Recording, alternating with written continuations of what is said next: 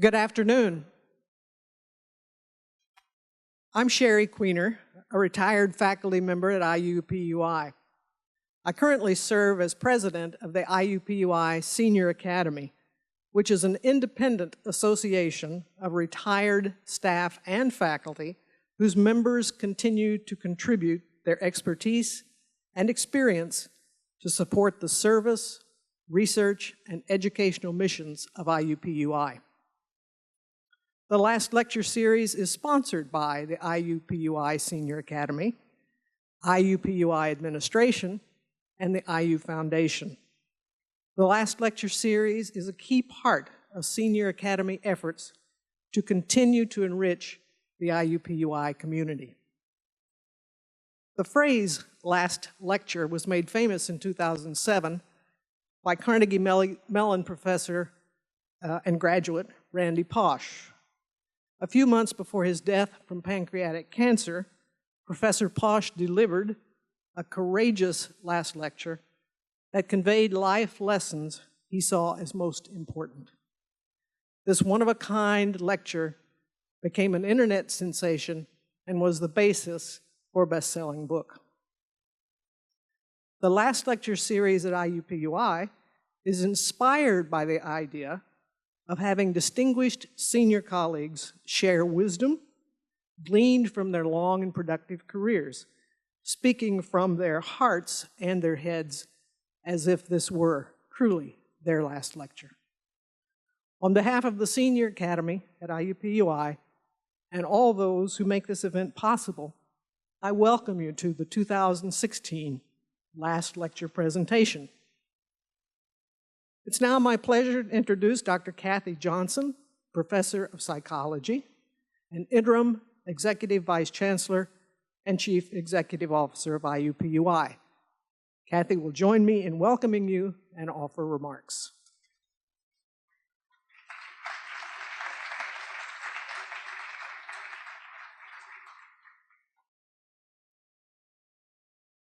Good afternoon, everyone, and thank you so much, Sherry. It's been my pleasure to be here today and see so many old friends, and also to welcome all of you to the 8th annual last lecture at IUPUI. Today is an opportunity to recognize an accomplished colleague, Dr. Richard M. Frankel, Professor of Medicine and Geriatrics at Indiana University School of Medicine, and to hear his interpretation of the last lecture assignment, which is, if this were your last lecture, what would you share with your best colleagues and students at this moment of your life? We credit the origin of IUPUI's last lecture to our late colleague, Dr. James East, former faculty member in the Department of Communication Studies, as well as Associate Dean in the School of Liberal Arts and President of the IUPUI Senior Academy. Jim had such a great passion and conviction for the last lecture, as well as a commitment and belief in lifelong learning. So our first last lecture was conceived in 2009 and has been held every year since. While IUPUI is still a relatively young campus, we value and appreciate our traditions and opportunities such as this event. The last lecture is an opportunity for us to gather as a community of scholars, to connect with each other and with the larger world of ideas through the perspective of one of our most esteemed colleagues. It's heartwarming to see many familiar faces here today, faculty and staff who are the backbone of this campus, students and alumni who inspire us, and members of the community who collaborate with us. I'm also happy to see many who have retired from IUPUI and are returning for today's event, and this event is very special for me because there's so many people here from the Department of Psychology and Psychiatry. I want to thank the IUPUI Senior Academy for their efforts and for taking leadership of this idea and creating a lasting legacy for the campus community. Their engagement with IUPUI continues to enhance our community today, and of course we look forward to their continued leadership in the future. So thank you again for joining us today and for supporting Professor Frankel as he shares his career reflections with all of us. And now it is my pleasure to welcome Dr. Thomas Inouye, Professor of Medicine at IU School of Medicine and a senior investigator at IU's Regenstrief Institute. A primary care physician, educator, and health services researcher, He previously held leadership positions at the University of Washington, Harvard Medical School, and as president of the Regenstrief Institute. He is the immediate past director of research for the IU Center for Global Health and the Joe and Sarah Ellen Mamlin Chair of Global Health Research. His honors include election to Phi Beta Kappa, the National Academy of Medicine, and to mastership in the American College of Physicians. Please welcome Dr. IUPUI, who will introduce our speaker today.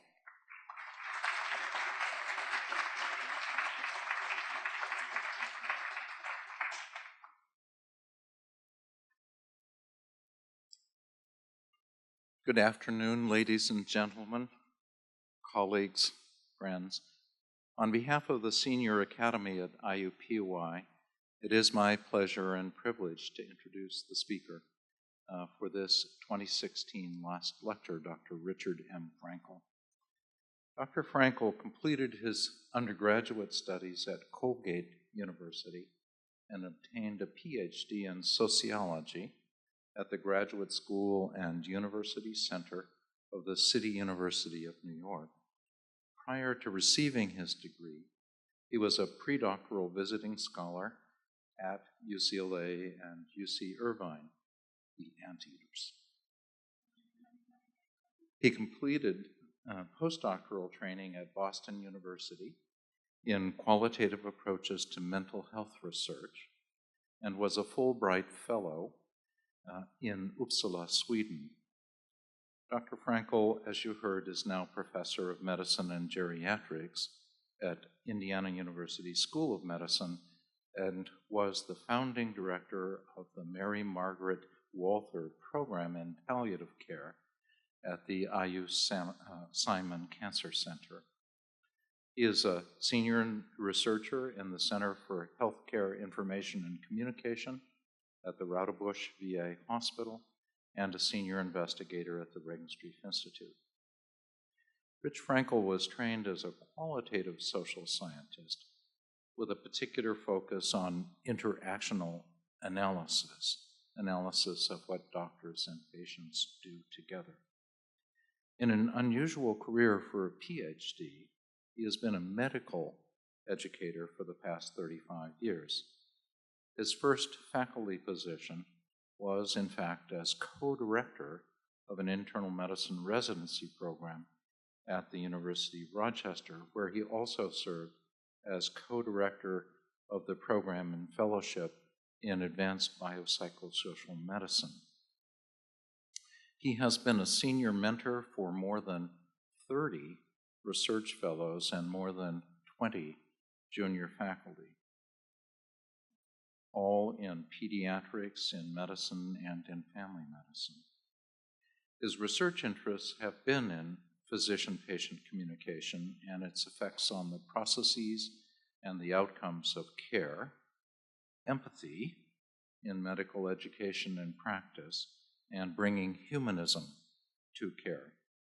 From 2003 to 2013, Rich was the statewide director of Indiana University School of Medicine's professionalism competency, the mother of all competencies, with responsibility for both curriculum and for remediation. To date, he has published more than 225 scientific papers and edited 7 books. Among his many honors, Dr. Frankel was designated a founding fellow of the American Academy on Communication in Healthcare and has been the recipient of the Academy's George Engel Award for Research Contributions, as well as being a co-recipient of the Lynn Payer Award for contributions to the literature and teaching of communication skills. His work is known to the public since it has been featured on the CBS Evening News, in the New York Times, and in the Wall Street Journal. It has been my great privilege to be Richard's fellow traveler in academic medicine, now for decades. He has been a thought partner, a colleague, and a friend. He has regularly challenged my half-baked ideas, meticulously identified the intellectual roots of our collaborations, woven the threads of our thought into serviceable contributions to practical action, and embodied the highest ideals of humanism in his own work. I'm certain his comments today will extend his already well-established record of fresh and integrative thought. His presentation, as you can see, is entitled "Empathy May Not Cure Disease, but it may alleviate suffering on both sides of the stethoscope." Please welcome Dr. Frankel to the podium. Rich.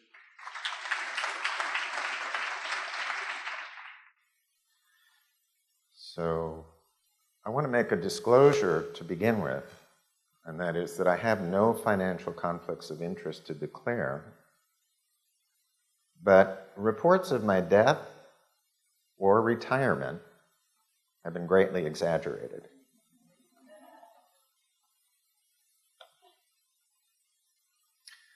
So I'm going to start here with a photograph that is iconic. It was taken by Dorothea Lange during the Farm Security Administration in 1936. And I start here because as you look at this photograph, it likely is bringing forth some feelings. You look, for example, at the mom touching her lip, the crinkle in her eyes, the set of her mouth, the two children who were somewhat unkempt, turned away from the camera. It's a touching photograph. And one might say that it brings forth a feeling of empathy. A feeling of empathy. Oops. So I want to read to you a story that was told for the first time after 25 years by a very senior physician. He said, "I was a third-year student in the emergency room when a family, a grandmother, uncle, and a 10-year-old girl came in badly burned. The girl was in arrest, and despite all our efforts, died. The smell of charred flesh was overpowering. I was sent to ask the mother for an autopsy. Instead of beginning with the news of her death, I began with, 'Sorry to bother you at a time like this, but we'd like to do an autopsy on your daughter.' The mother screamed, collapsed, hitting her head on the floor. And as the tears began to stream down this physician's face, he said, 'I was aghast, guilty, stunned, felt inadequate to make any appropriate response. I still feel terrible about it to this day.' So I'd like you to consider three questions. What are the first 2 or 3 words that describe your reaction to this story? What words come to mind? And the second question, what feelings does the narrator describe?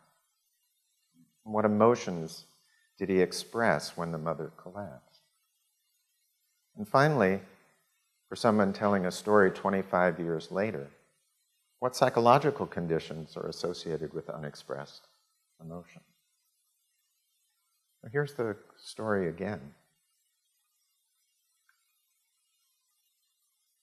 Many people, when they listen to this story, ask, how could a third-year student be asked to do this?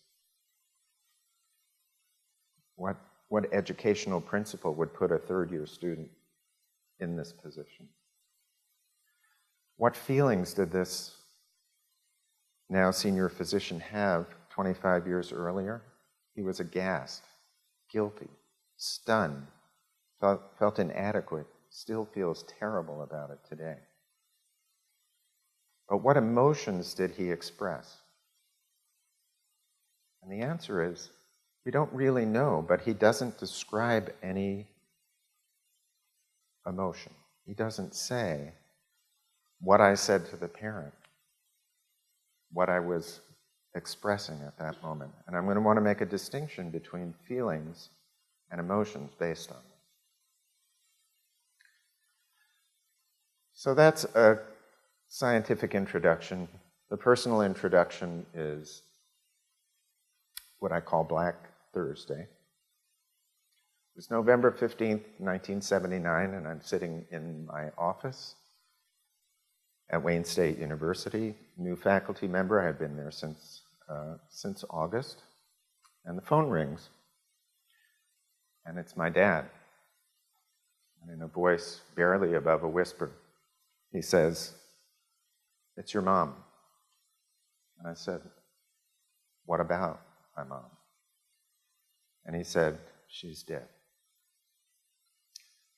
Well, she had been in the hospital for 8 days for 3 routine tests, which could have been done in an outpatient clinic in an afternoon.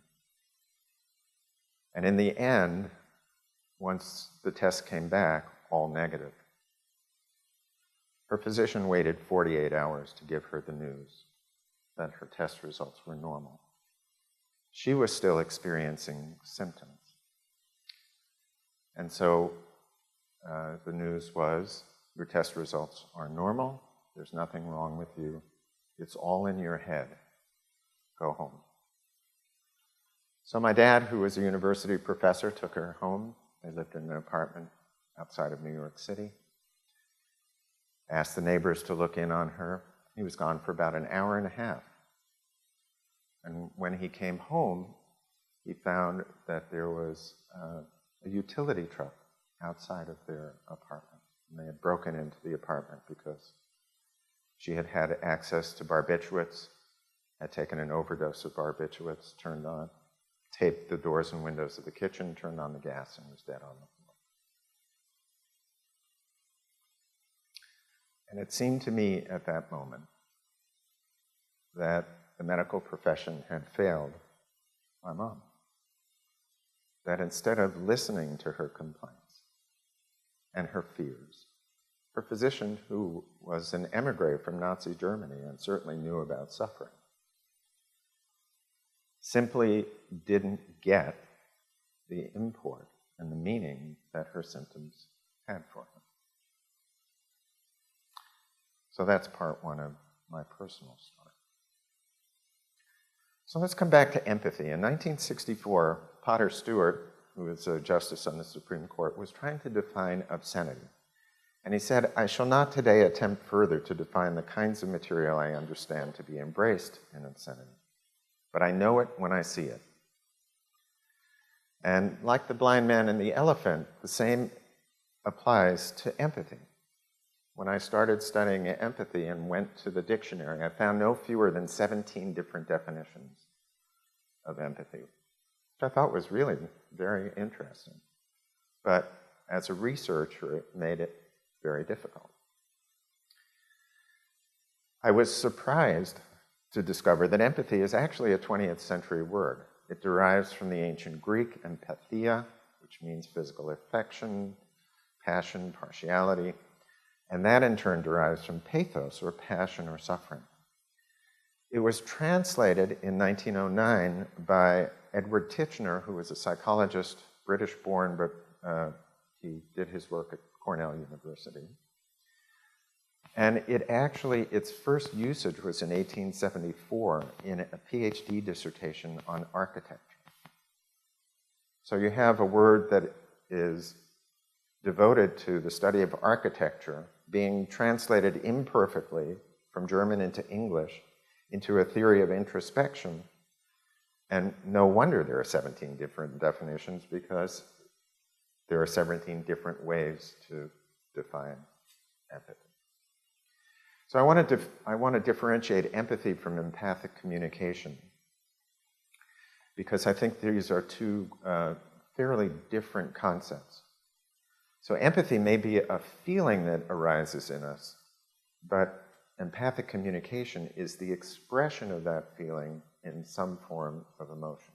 So empathic communication is a response to suffering. And it can be verbal, it can be visual, it can be nonverbal. As compared with sympathy, empathy is, yet again, a different concept. So if I have a sympathetic reaction to something that my wife, Michelle says, and she's crying, and I start crying, I'm having a sympathetic reaction.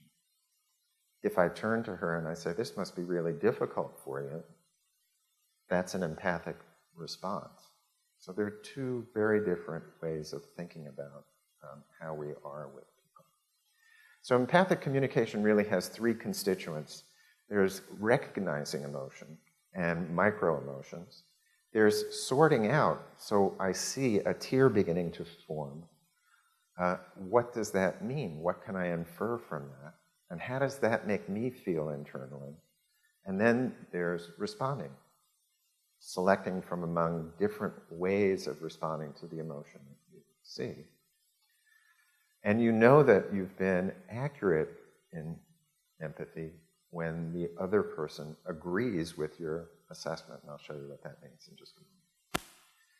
So, in short, empathy arises from feelings or cognitive awareness, and it's expressed in emotions. And still to this day, this comes from Darwin's Expression of Emotion in Man and Animals, which was published in 1872. It was actually the first book to use photographs of emotion. It's really quite a stunning book. So here, let me try to make the point. One of these two players is holding 4 aces. Which one is it? Is it this guy? Or is it this guy? Hard to tell, isn't it? So whatever that person who's holding the 4 aces might be feeling inside, you have no clue as to what they're actually feeling by reading their emotion. We have the ability to mask our emotions. So let me give you an example of the expression of emotions in healthcare.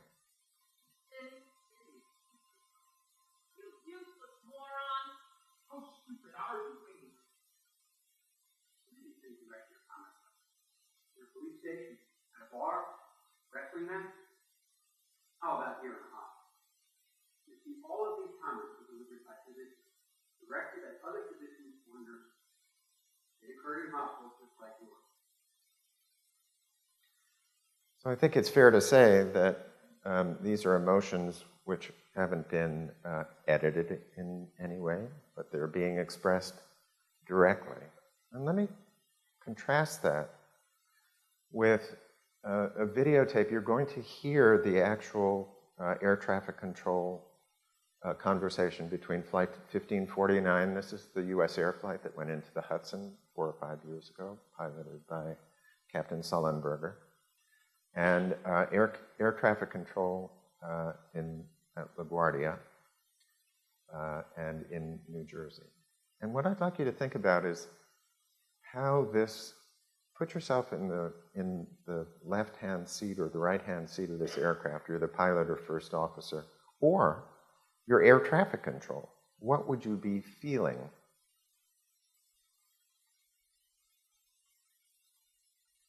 So US Air Flight 1549 takes off. 2 minutes later, it's struck by birds. Cactus 15.9, turn left lane 270. This is Cactus 1539, hit birds to lost thrust and focus. It's returning back towards LaGuardia. Okay, you need to return to LaGuardia. Turn left heading up 220. 220. Stop your departures, got emergency returning. So it's 1529. He bird strike, he lost all engine, he lost the thrust in the engines, he's returning immediately. Cactus 1529, which engines? He lost thrust in both engines, he said. Got it. Cactus 1529. We can get it to you if you want to try to land 1013. 491, we may have been Hudson. Need my way. What's number 2 our right? Anything in New Jersey, maybe Teterboro? Okay, yeah, off your right side is Teterboro Airport. Do you want to try to go to Teterboro? Yes. Teterboro, Empire, actually, LaGuardia Park Sky emergency inbound. Hey, guys. Cactus 1529 over the George Washington Bridge wants to go to the airport right now. What's going on, airport? Check. Does he need assistance? Yes, it was a bird strike. Can I get him in for runway 1? Runway 1, that's good. Cactus 1529, turn right 280, you can land runway 1 at Teterboro. We can't do it. Okay, which runway would you like at Teterboro? We're going to be in the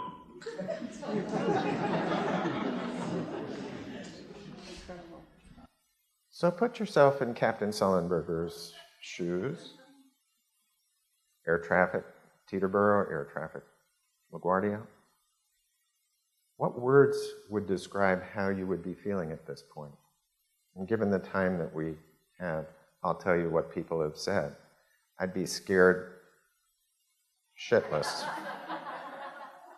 terrified, wouldn't know what to do. What are they expressing emotionally? None of that. There's no emotion as you compare it with what you heard the physicians saying and expressing the emotion. Here you hear you hear the emotion being masked. In fact, when you listen to the two air traffic controllers, they could be organizing a picnic. It's that. So what's the difference? Is it that doctors are bad people and scream at one another, and airline pilots are good people and don't scream at one another? No. It comes from training. Captain Sullenberger was a safety expert. He had gone through multiple simulations.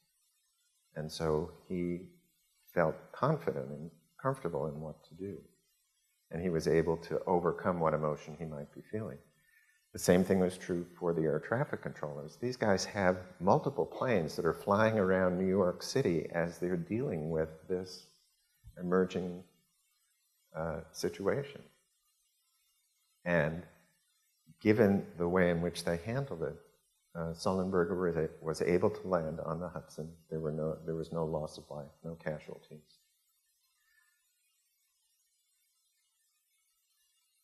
So part 2 in my own story. It's November 15th, 1989, exactly to the day, 10 years after my mother's suicide. I'm in Toronto, Canada, facilitating a day-long communication skills workshop with about 60 Canadian family physicians who are the equivalent of primary care physicians, internists here in the United States. And we get to the last session of the day, which is a session on empathy. And I ask people in groups of 6 at round tables to talk about a meaningful experience that they had. And the group's task was to come up with an empathic response.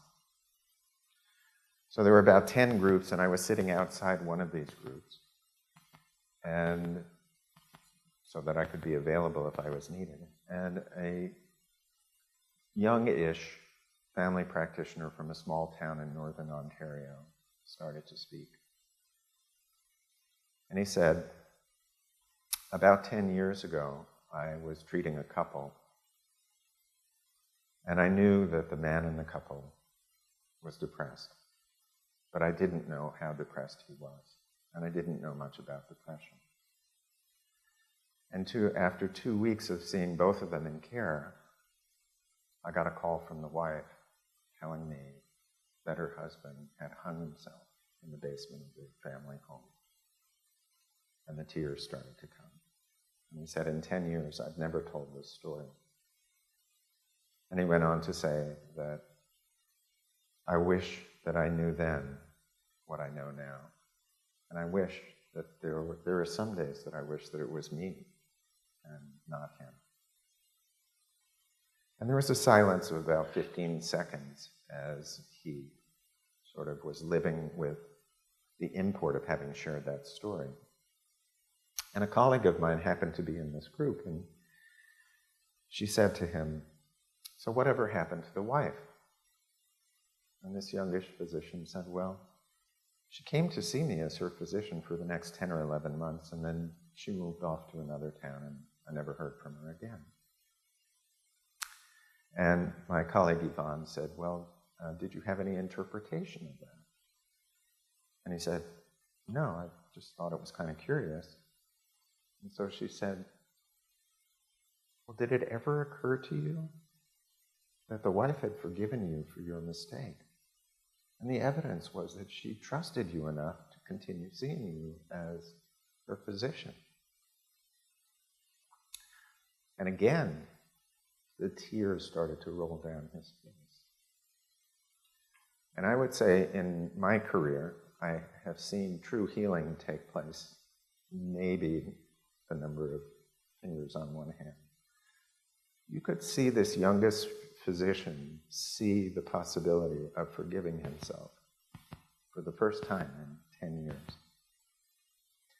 And I was sitting there on the 10th anniversary of my mom's death, thinking to myself, oh my goodness, I've always thought of the bad guy as being her physician. It never occurred to me that there are at least 2 victims when somebody commits suicide. That the physician is as much a victim as the person who's taken their own life. So I went up to this youngish physician and I said, thank you.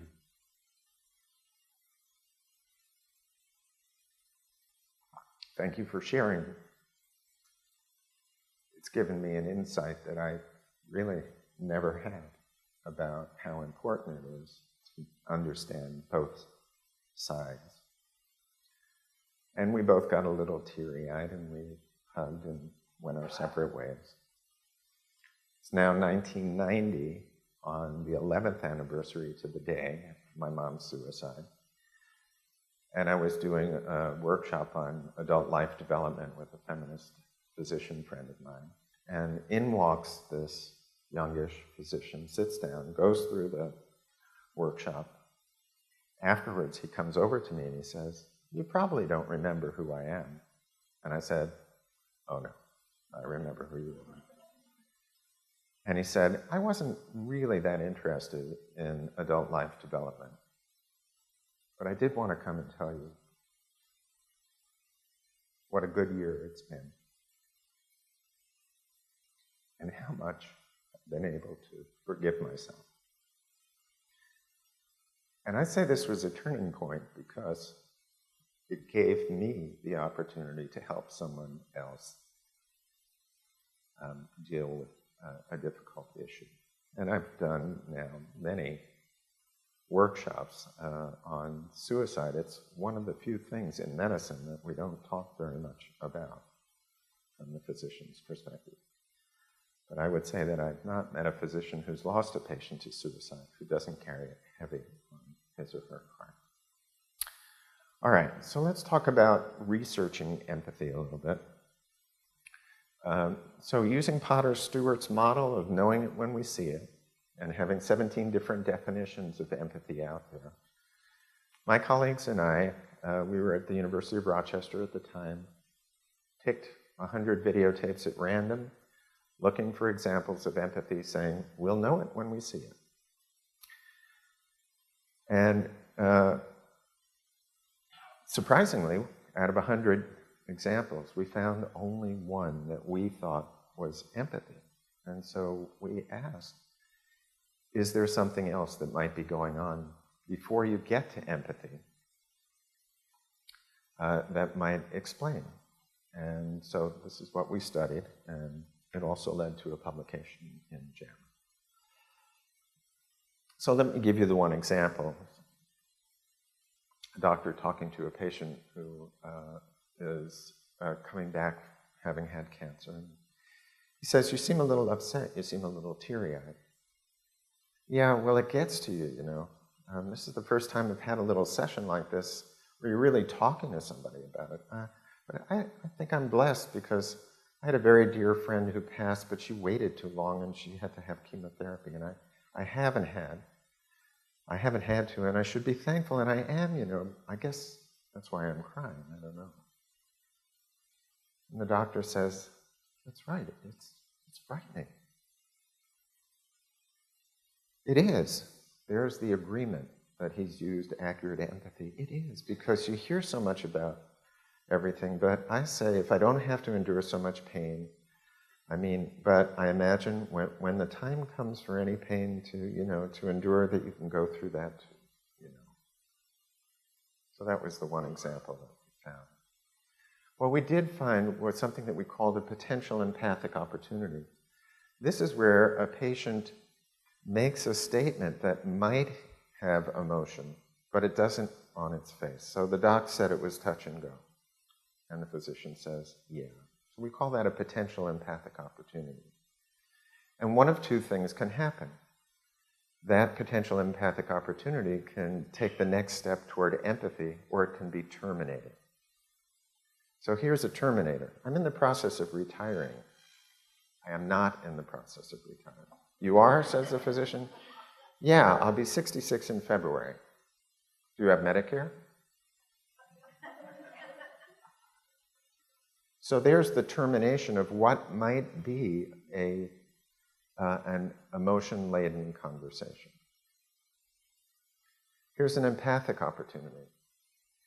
How do you feel about the cancer? This is from that same videotape, about the possibility of it coming back. Well, it bothers me. Bother is an emotion word, but I don't dwell on it. I'm not as cheerful, another emotion word, about it when I first had it. I just had very good feelings, another emotion word, that everything was going to be all right, but now I dread another operation. So there's a real empathic opportunity that you saw taken in that first example. He says, you seem a little bit teary-eyed, you seem a little upset, you seem a little teary-eyed talking about it. But here's a missed empathic opportunity. Does anybody in your family have breast cancer? No, no. Now I just start, and we couldn't hear what she said. After I had my hysterectomy, I was taking estrogen, right? The doctor says, yeah. You know how your breasts get real hard and everything? You know how you get sort of scared? There's the emotion word. How long were you on the estrogen? So once again, what we see is lots of hints, lots of potential empathic opportunities, lots of empathic opportunities, few of which are actually taken. So in this first study, what we found was that of 100 tapes where there were opportunities for empathy, only one was taken. Great opportunity for improvement. And this is just a model that we came up with showing that if you start with a potential empathic opportunity and it's followed up, it goes to an empathic opportunity, which then goes to, well, I'm sorry, I'm in the terminator, it goes to an empathic response, at which point the patient feels understood.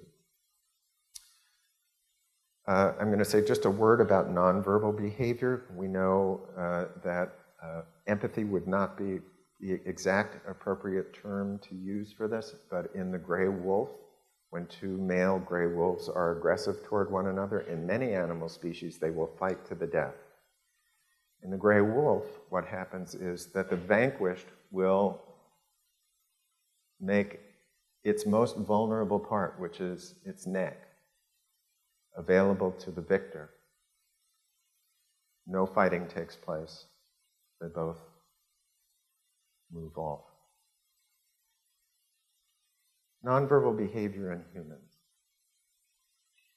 So we know that there is a particular behavior when two animal species face one another without head tilting.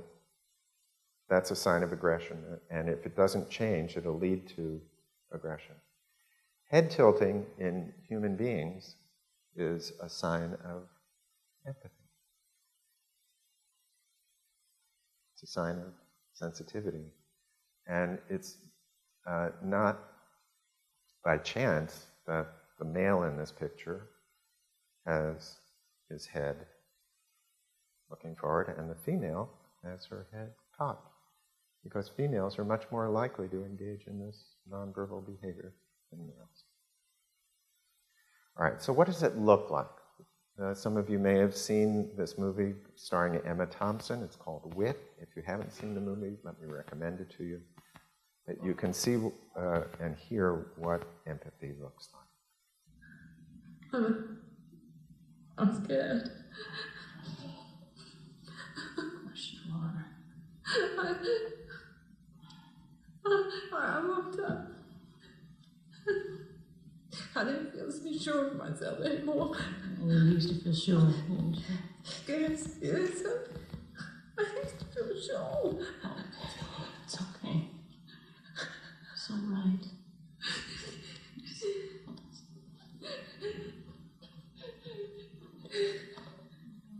It's all right. Baby, it's okay. It's all right. Is it good? You want a popsicle? Okay. I'm gonna go get one. I'll be right back.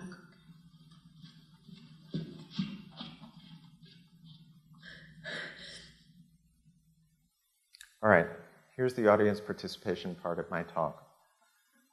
I want you to find a partner, take 1 minute to share with your partner a meaningful experience or stepping stone in your life. If you're the partner, I want you to make an empathic statement in response, and then I want you to reverse roles. You're going to have 3 minutes to do this. So find a partner, talk about a meaningful experience.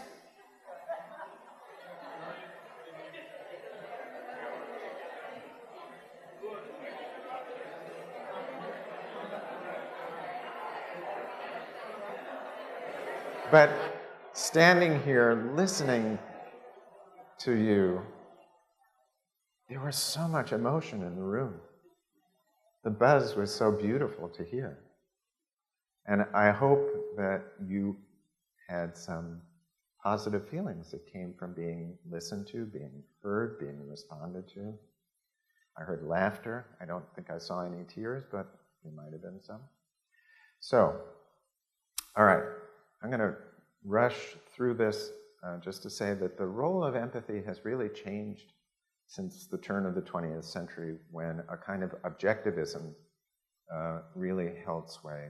Patients were more or less like specimens under the microscope, and physicians were taught, really, there was this idea of detached concern, not to get involved with patients emotionally because it would be overwhelming and it would preclude making good diagnostic decisions. Well, it turns out that in 2016, there's pretty robust evidence to show that physicians who can use their emotions and engage with patients and use empathy rather than sympathy actually produce more positive outcomes. So Tate Shanafelt at the Mayo has shown that burnout is reduced when physicians have the capacity to use their emotions in working with patients. Patient concerns and adherence have been shown. There's an older study that I'll go through in just a moment. Recent study on diabetes showed that physicians with higher empathy scores actually had patients with better outcomes in diabetes.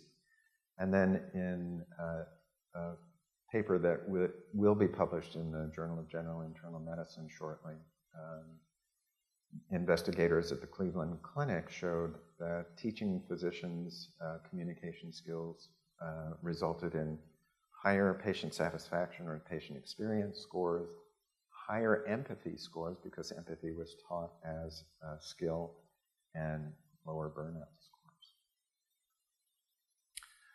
This is actually a study that Dr. IUPUI was part of, and this was one of the first outcome-based communication studies that was done in 1984, and the investigators were looking at different forms of emotional support. They looked at encouragement, reassurance, and empathy, and as you can see, reassurance was used most frequently, followed by encouragement. Reassurance is, you're doing a great job. Encouragement is, you're doing a great job.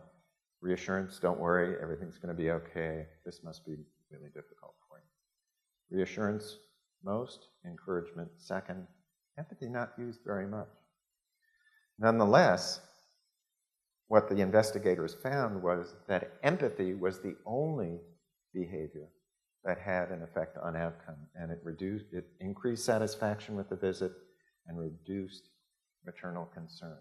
So the thing that we do most which is to try to reassure our patients, actually has no impact on outcome. The thing we do least, which is to use empathy, has the greatest impact on outcome. Again, a great opportunity for improvement.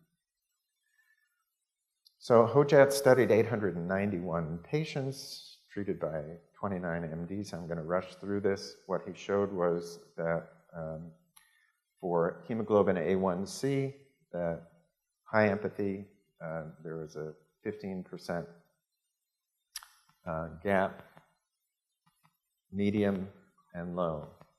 So the more empathy, the better the hemoglobin A1C. The same thing for LDL cholesterol. And then finally, I've already told you about this study coming out in the Journal of General and Internal Medicine. So, why so little empathy? And I think there are three reasons. One is that the recognition of emotion is sometimes difficult, cultural differences, and medical education. So here's another audience participation piece. I want you, when you see the faces that you're going to see in just a moment, to call out the emotion that you see. And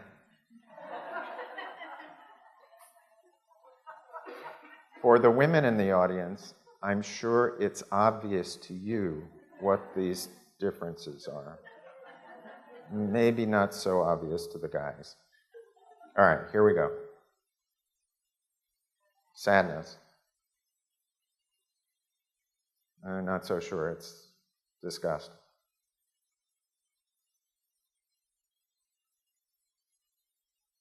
That's a neutral face, folks. Surprise. Always. Okay. And that happens to be a picture of my son Max, who's sitting in the front.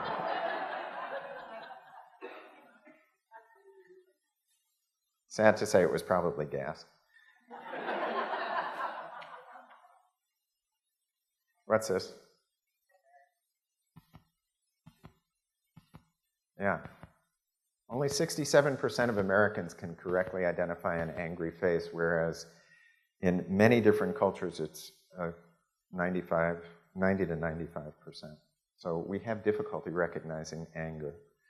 So for things like surprise, happiness, and disgust, there are cultural differences, but I want to focus on the anger component and the fact that we can only identify 2 out of 3 angry faces, because this was a study of 1,500 physicians who said the most difficult patient to deal with is the patient who is angry or hostile. So if we don't recognize anger, don't be surprised that it's the most difficult emotion to deal with. Paul Ekman, who's the world's foremost authority on facial expression, also talks about micro-emotions, so that you can pick up signs of anger fairly early on. Personally speaking, I'd much rather be able to detect that Mike Weiner is, well, that's a bad example because he never gets angry. Marianne, yeah. I'd much rather know that Marianne is starting to get angry early than deal with her screaming in my face. And so I think that part of this issue of why there's so little empathy is that we don't often, or we're not adept at recognizing emotion. There are cultural differences. So this was a Pakistani resident who said, the patient's supposed to start chemotherapy this morning, and she was crying. I didn't know how to show my support for her. Being from another culture where there are big differences between males and females, you can't get too close. So there was a hesitance as to how I could hold her, how I could give her comfort. Again, it comes back to the difference between feelings and emotions. Some people have argued that international medical graduates lack empathic skills. That's not the case at all. They may lack the ability to rapidly translate from Urdu into English back into Urdu, but they are not in any way, shape, or form unfeeling or unempathic. And then finally, medical education. 68% of those who were surveyed said, medical school never trained me in how to be empathic. And I think that's That's quite telling. All right, so here's the postscript. It's spring of 1999. I don't remember the exact day, and my dad is 89 years old. And at this point, I'm calling him every evening just to check in, see how he's doing. He says to me, Rick, that's what they call me, Rick, you'll never guess who called me. And I said, Dad, you're right. I won't guess who called me. He said, your mom's doctor called me out of the blue. And I knew why he had called. But I said to my dad, who I don't think psychological insight was his strong suit, he was a biologist. I said, why did he call? And he said, he called just to check in and see how I was doing. But that's not why he called. He called because my mom's death and suicide was still on his mind. And I guess if you wait long enough, the universe comes around. And so I'm going to end with 3 things that I've learned. Number 1, sometimes a tragedy is a gift in disguise. If my mom hadn't ended her life so abruptly, I would never have had the chance to be standing in front of you today. I would never have had the chance to study empathy and the role of emotions and hopefully move the field forward in some way or form professionally. This is such a hard one, and it seems so trite and simple. The 2 stories that I read to you earlier, one was a story that was told for the first time after 25 years, the other after 10 years. Think about that. That it takes 25 years to come face to face with a distressing story. And I think what I've learned is that by having trusted friends and colleagues like Dr. IUPUI and his wife Nancy, who helped me get through a really difficult period in my life, having my family, and being able to tell this story, fighting tears in front of you today to tell the story. I don't honestly think that I would be the same person that I am today. So I think there is something powerful and true in trusting the process. The greatest good for the greatest number. And then I think the third thing is to find and follow your bliss. You know, there are so many distractions that we face in this world, from cell phones to political chicanery.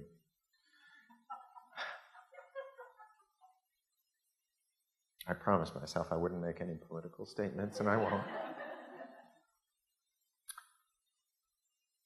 But you're fired. No, I was pointing to Hannah.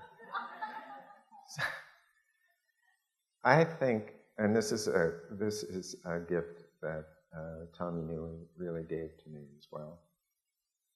All we have is the present moment. All we have is to be together here and now in this present moment. And we should take advantage of it and celebrate it for what it is. And the final thing is that it's said that for a healthy life, you need 6 hugs a day. And thank goodness, my wife and family, friends, that they're so healthy, and they're keeping me healthy too. So, whoops. So empathy may not cure disease, but it can alleviate suffering on both sides of the stethoscope. Thank you.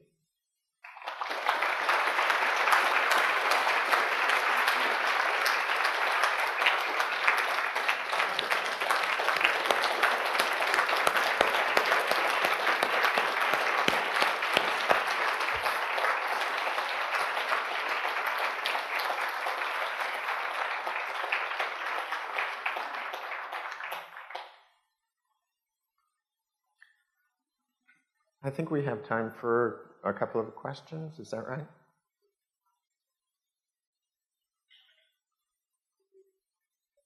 Somebody would like to have the microphone?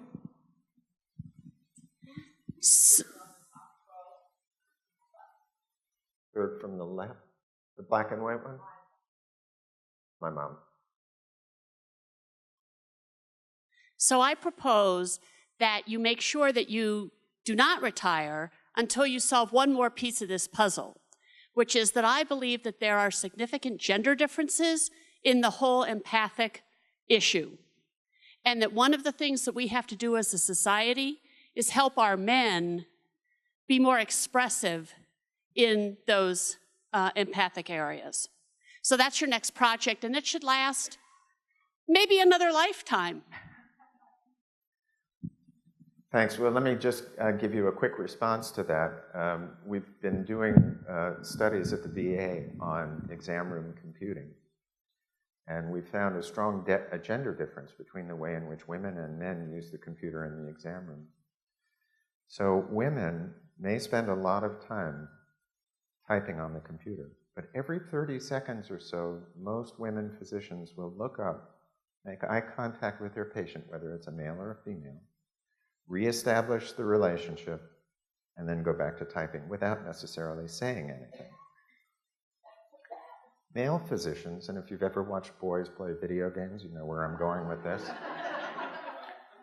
Once a male physician locks onto the computer screen, that's basically all she wrote, or all he wrote, because that small behavior of maintaining contact, staying in the relationship with the patient is missing.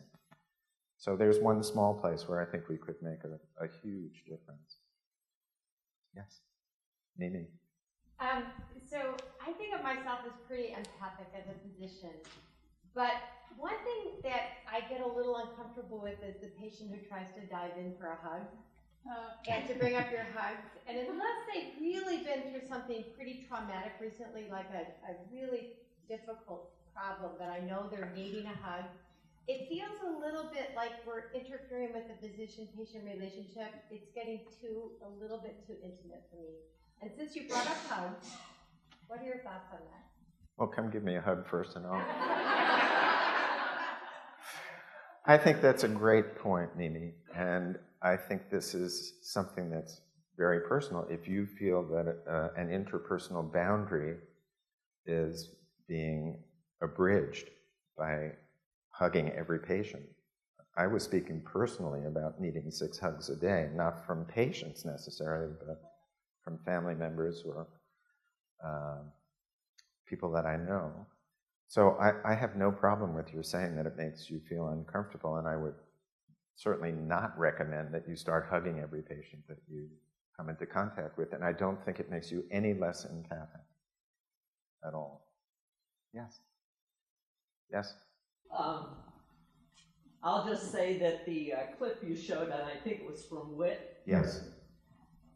To me, that's an example of touching that a filmmaker might put in there, but in this contemporary era, in this country, in this time, I think the gender differences definitely have to be accounted for in every interaction. You come at me and hug me, I don't know you. Yeah.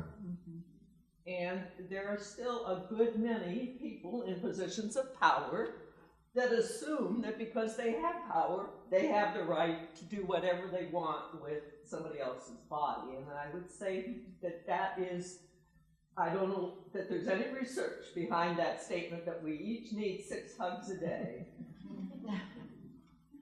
But there's a lot more than just a statement, even if it is the conclusion of some research that must take into account this contemporary culture. Thank you for sharing that. And hang on just one second. I think that what we have tended to focus on in our research is verbal empathy. So listening to feelings, or listening to a verbal emotion and responding verbally to that emotion. That's different from using power to use somebody else's body for your benefit if that's what you're doing. So, again, I'm comfortable with the statement that you made. Yes, in the back. In order for empathy to be effective, does it have to be genuine? So, for instance, if we teach people to make empathic statements, but they don't really mean it, they're just going through the motions, does that have the same effect as someone who truly innately feels empathetic towards someone? Yeah, I could be flip and say thank you for sharing that, but I won't. What I will say is that in the studies that we've done, this is a process. And you may coach somebody to say words that don't feel right. They don't feel like they're natural for me to say, this must be very difficult for you. But what we found is that once people get into the habit of using those words and seeing the effect that those words have, they make it their own. And so it starts out, and I'll say one other quick thing, which is that mimicked emotion. So Paul Ekman did this really interesting study where he had actors and actresses mimic an emotion, might be anger. And then he studied people who actually had the genuine emotion. It had exactly the same effect on blood pressure. Exactly the same effect, from which he argued that there must be a common neural pathway for the emotion that's mimicked and the true emotion. So if you smile and you're just faking it, you get the same benefit physiologically as if you're actually, stop smiling. You get the same benefit as the true smile. We'll have opportunity for more conversation a little bit later, but at this time I'm going to ask Professor Frankel to remain on stage, and I'm going to invite Dee Matai, who's Vice President for Development, Indiana University Foundation, Indianapolis, to the stage for a special presentation.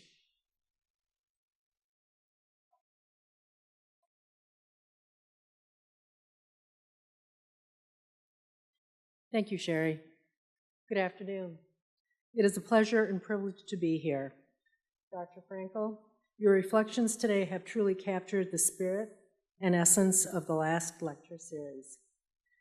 I believe Dr. Randy Pausch would have found great inspiration and comfort in your lecture. Empathy may not cure disease, but it may alleviate suffering on both sides of the stethoscope.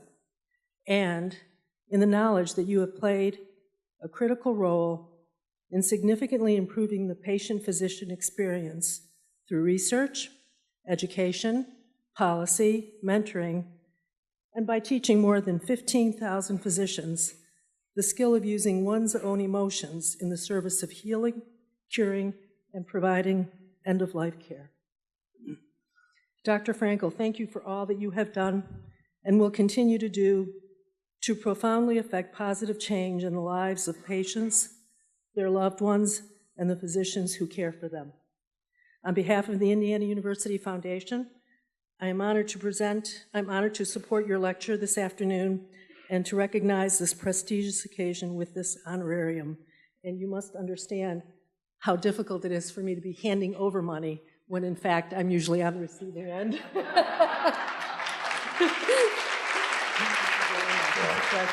Wonderful.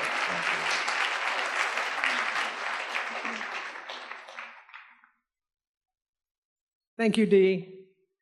Dr. Frankel, the IUPUI Senior Academy would like to award you this plaque in appreciation and with our sincere thanks for your presentation of this year's last lecture.